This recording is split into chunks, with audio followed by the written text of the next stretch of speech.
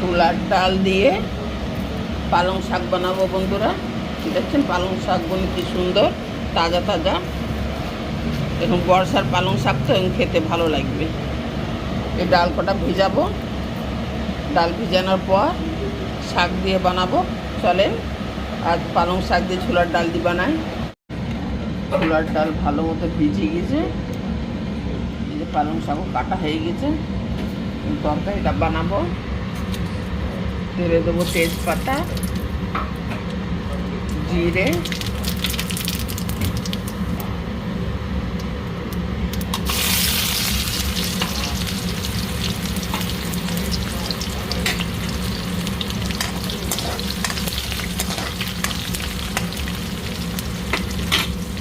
পেঁয়াজটা হালকা ভাজা হবে।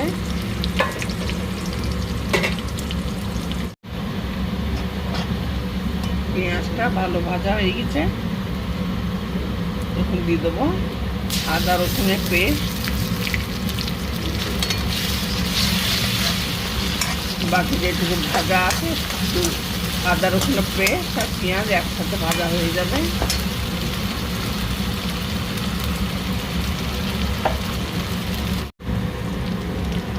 টমেটো,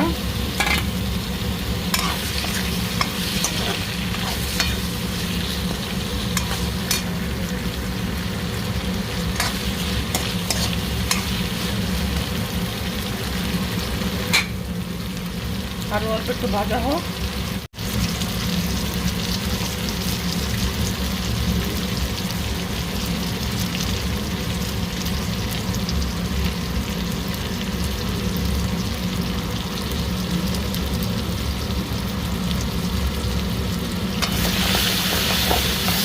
লবণ আর হলুদও দিয়ে দিলাম।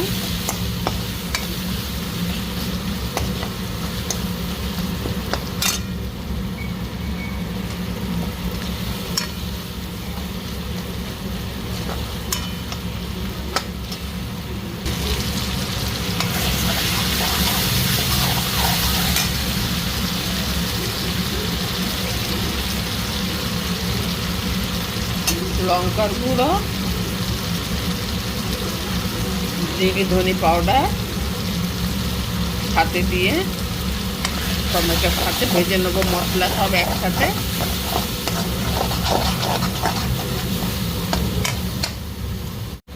এতে দিয়ে দেবো ছোলার ডাল, সাথে ভালো করে ভাজবো ডালের সাথে মশলাটা। ডাল আর মশলা ভালো মতো ভাজা হয়ে গেছে।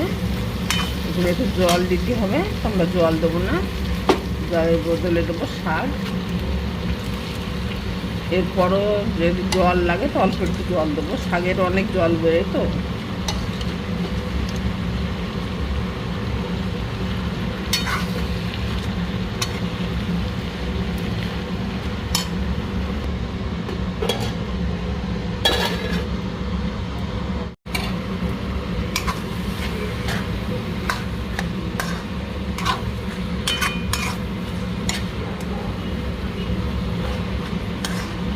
মশলার সাথে শাকটা রান্না হয়ে গেল, মানে তরকারি রান্না হলো না, শাকটা ভাজা হলো মশলার সাথে ছোলার ডালের সাথে। দেবো জল,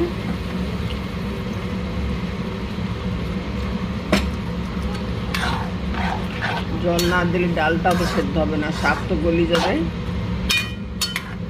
ডালের জন্য একটু জল দিতে হবে। ডালটা প্রায় গলে গেছে।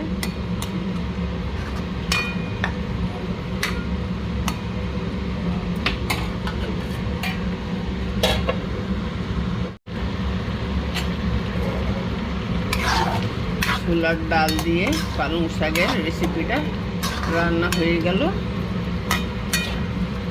এটুকু ঝোল থাকবে, নামায় ধোয়ার পর ঠান্ডা হবে, তারপর শুকিয়ে যাবে।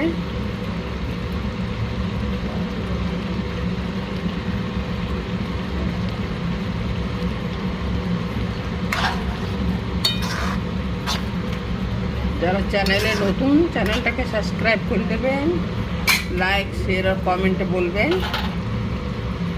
ডালটা কেমন হলো, পালং শাক দিয়ে ডাল, কমেন্ট করতে ভুলবেন না, লাইক শেয়ার করতে ভুলবেন না।